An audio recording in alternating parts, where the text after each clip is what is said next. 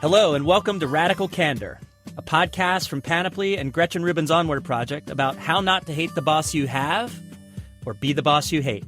I'm Russ Laraway, co-founder of Candor Inc. and career-long operational manager across the Marines, Google, and Twitter. And I'm Kim Scott, also co-founder of Candor Inc., former executive at Google and Apple, CEO coach at Twitter, Dropbox, and a bunch of other great companies. I'm also the author of Radical Candor. And speaking of Radical Candor, today is a really exciting day. Today is finally the day when the Radical Candor book is released. It's on the shelves now. And it's also the day that our company, Candor Inc., is launching our iOS app, the Candor Coach, which is going to help you be a better leader by helping you have 3 conversations.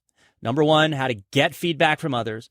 Number 2, how to give praise. And number 3, how to give criticism. So we are really excited about taking all of these ideas and putting them at your fingertips in the Candor Coach app on your iPhone. Super exciting day. In just sort of 5 minutes a day, you are going to learn how to take all the ideas we've been talking about in this podcast and put them into practice at work.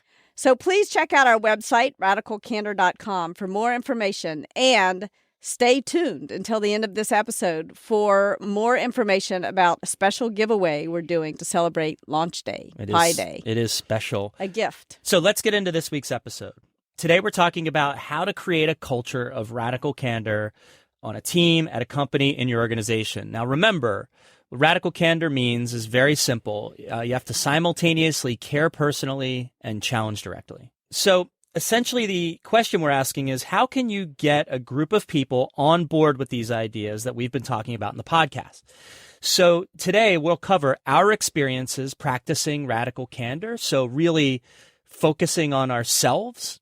It's got to start with you. You've got to care about yourself, and you've got to challenge yourself. If you want to change a culture, be the change you want to see in the world. We'll also answer a listener question about how to change company culture. How to change other people. Yeah, how to change other people. And we'll finish with our Candor checklist. So we've got some tips that you can start using right away to build a culture of radical candor. All right, so I think one of the first things to do before spreading radical candor to others is to focus on yourself. Yes. Right? We get a lot of listener mail into podcast@radicalcandor.com, and it's all really good. And what's really interesting about that mail is it's very often talking about how someone wants to change another person. Yeah, that other team is not being very radical. That other person is doing this or that or the other. And we answer every one of these and usually start by suggesting that the person who wrote us, like, hey, let's think about a couple things you can do yourself first. So you do have to live and breathe this stuff. If you expect it of others, you have to live and breathe it yourself. So the way to do this is by starting to look for the things that you aren't doing well. Right? If you could catch your mistakes and start embodying these ideas yourself, this will go a long way. Not just catch your mistakes, but forgive yourself for your mistakes too. Like, care personally about yourself. Yeah, mistakes happen. It turns out that's a big part of being a human. And in the workplace, I found mistakes are kind of relatively constant, frankly. And yeah, you have to be able to call out the mistake for yourself, and you have to be able to forgive yourself. So, Kim, you're really, really good at this. And something that's really valuable for our company in the way that you're sort of constantly analyzing yourself and calling yourself out for your mistakes is really you're leading by example. It becomes much more accessible for all of us to acknowledge our mistakes, which is one of the greatest ways to learn. And so just wanted to, I know I've said this before, but want to just kind of call out here. This is a real strength of yours, and really appreciate that you kind of do that all the time. I hope that it helps others too, but selfishly, it really helps me. For example, when I started writing the book, I wrote it in Google Documents, and I had over 100 collaborators all criticizing the book, and it got so much better. There was also a bunch of great feedback that I got early on from Gretchen Rubin from the Happier podcast and the Happiness Project, and she really helped me see how important the care personally dimension was, and gave me a lot of good advice that's in the book about how to show that you care personally, because it's something Gretchen is really, really good at, because it makes you happier, right? I also got great feedback from Dan Pink, who at first I was calling Radical Candor tough love, which didn't really sound so revolutionary. And it was in an elevator between the first and fifth floor after we had done a talk one after the other, that Dan Pink started sort of brainstorming with me about a better way to say tough love. So it's feedback that you get from others about stuff that's not working about your work that helps you improve. So I'm grateful to all 100 collaborators who helped me make the book better. So that's great. That's amazing. I can't believe. By the way, how many drafts on the book? At least 15 different drafts of the book. Oh my gosh, 15 different drafts, 100 collaborators. Now I understand why you say all of this feels like you're having twins all over again. Yeah.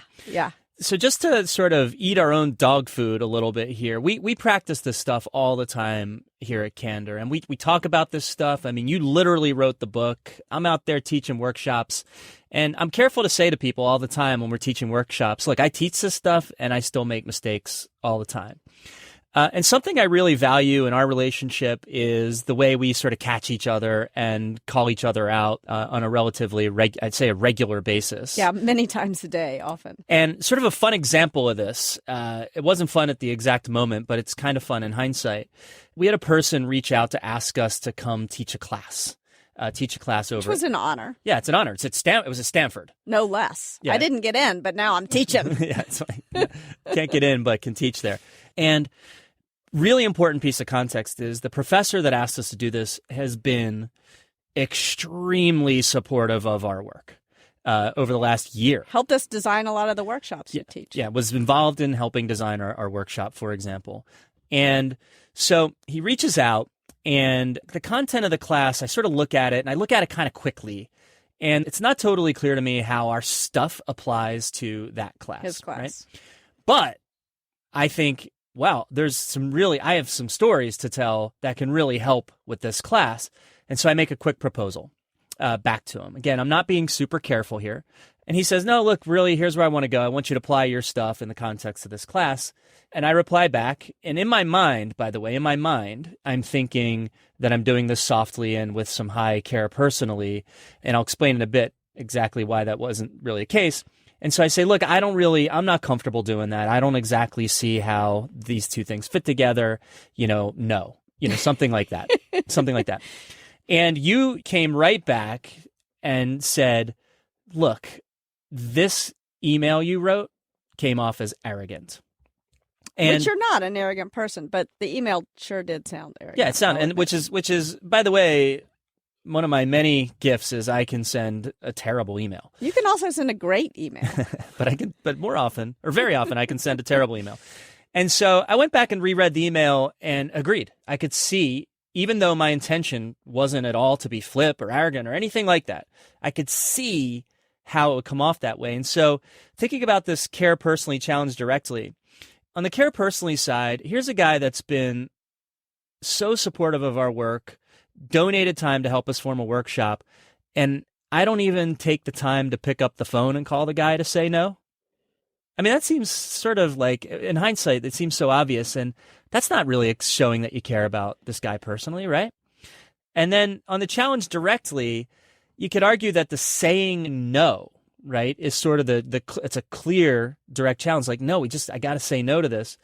But I didn't even say no exactly clearly. I kind of said no, and then I said yes, and then I said no again, and finally I said no. And you didn't explain why. I didn't explain why. Yeah, all of that stuff. So I just kind of got it all wrong by really effectively moving too fast and sending this guy an email that, in the end wasn't even right. So the point in all of this, of course, is two things. One is we're making mistakes all the time, even though we talk about this stuff, and it's important for us. And the second point is it's really important for us to call each other out and look within ourselves, right? We've got to look within ourselves and try to get this radical candor stuff right within ourselves first.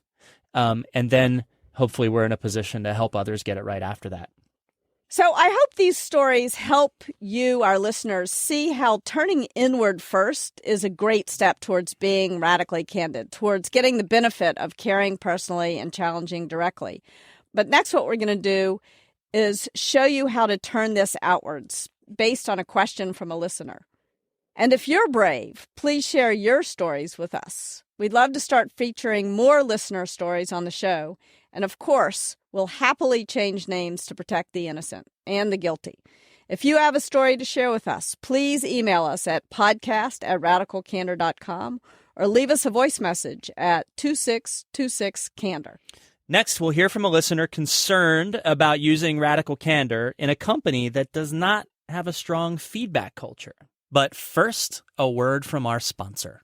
All this month, we're asking you to tell a friend about a podcast that you love. Yeah, some people still don't really get podcasts, what's out there, how to listen, that it's like a cool little radio show in your pocket. But you can help change that with a click. Right. Right now, think of someone you care about. What podcast would they really love? It doesn't have to be ours, though, of course, we hope it is. So hit the share button on the bottom left of your screen. If they don't know how to listen, offer to show them how. I did this with my mom. I sent her screenshots of how to subscribe and download to our podcast, and she did it. She did it successfully. We got her going. My mom, my dad also listening. And then tell us what you shared with the hashtag tripod. That's TRY pod, like try podcasts. And thanks so much for spreading the word.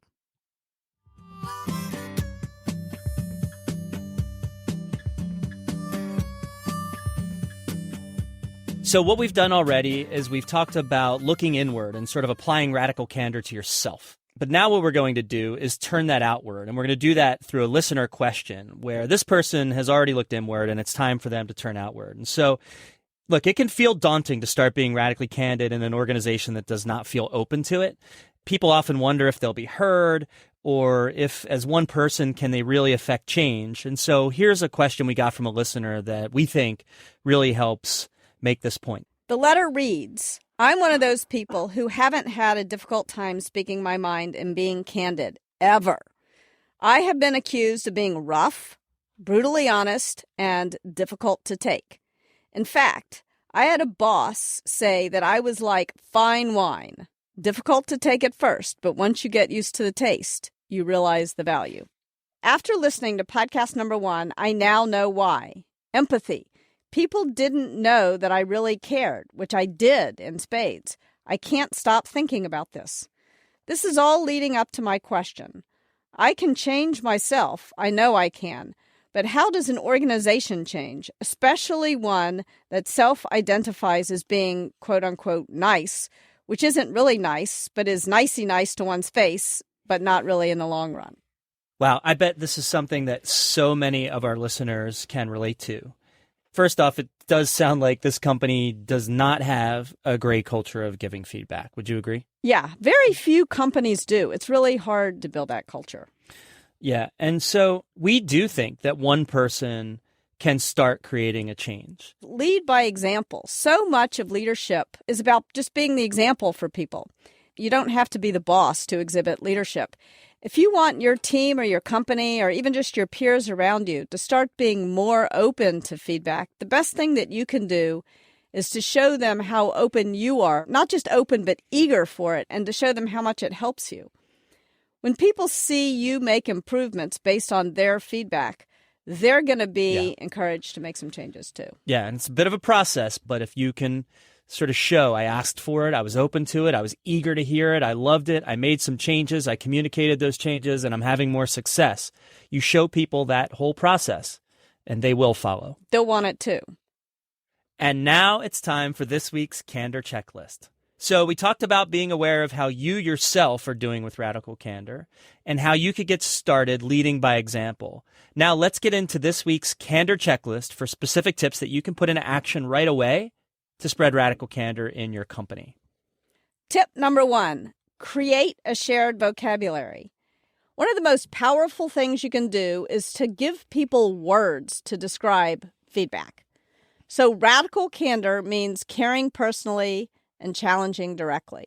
Now, when you challenge directly but you fail to show that you care personally, you can call that obnoxious aggression. And when you all have that term, you can call it out easily. When you do show that you care personally, but you fail to challenge directly, that is ruinous empathy. Use the word, call it out. And when you fail on both dimensions, when you fail both to challenge directly and to show that you care personally, that we call manipulative insincerity. And we all do all of these things. And it's very helpful if we can call each other out on them. Yeah. One of the things I love, Kim, after we're done doing one of our workshops at one of these companies where we go and offer them some training, is you'll start to hear people use the vocabulary with each other. Greg Schott, who's the CEO of MuleSoft, told us a story a while back that after we'd introduced Radical Candor to their company, a more junior person came up to him and said, "Greg, I feel like I need to be radically candid here with you." And then gave Greg some tough feedback in a way that showed that he cared personally. And just being able to flag the intent was super helpful because Greg knew something good was coming and something that he really wanted to hear. Such a great story. Now you've got an employee coming up to the CEO of the company and giving them feedback just through shared vocabulary. Tip number 2, encourage self-criticism. Simply stated, criticize yourself publicly. Kim, you have a pretty fun story about this. Yeah, not just do it publicly, but do it sort of theatrically. There was somebody who I worked with at Google who was encouraging me not to do something, and I ignored the feedback and did it anyway and was proven absolutely wrong. And for some reason, some customer had given me this giant crystal statue of some sort, and I adopted it as a "I was wrong, you were right" statue. And I gave it to her as a way of sort of saying to her and to everyone around her, I was wrong. And thank you for the feedback. I wish I had listened to it. Next time I will. Yeah.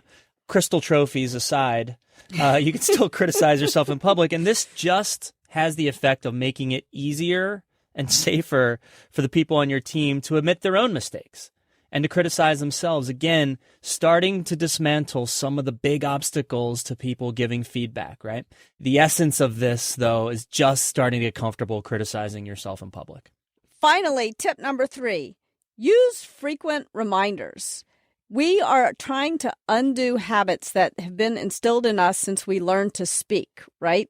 You've been told since you learned to speak, if you don't have anything nice to say, don't say it at all. And now all of a sudden it's your job. So you've got to take a lot of little steps to change that habit.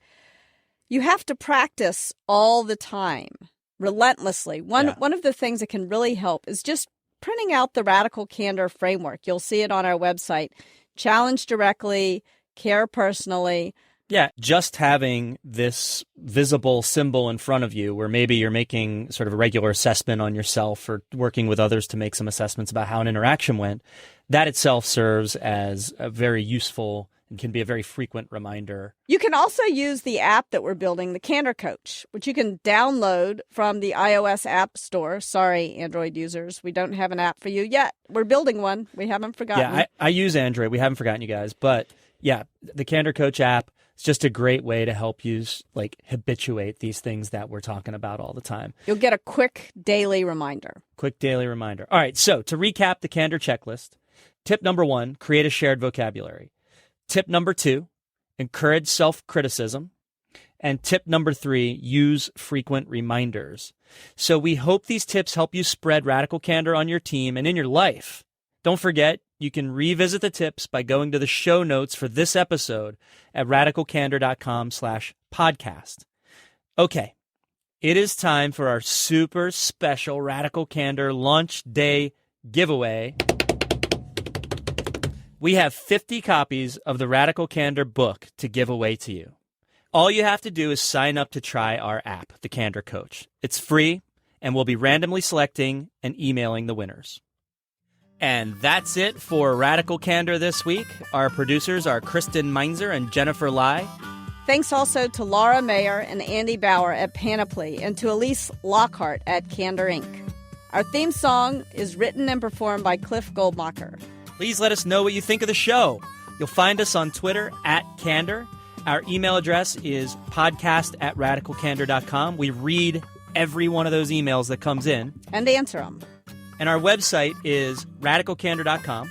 And the Radical Candor book is available for purchase at Amazon, Barnes & Noble, Book Passage, and your local bookseller. If you like the show, please be sure to tell a friend.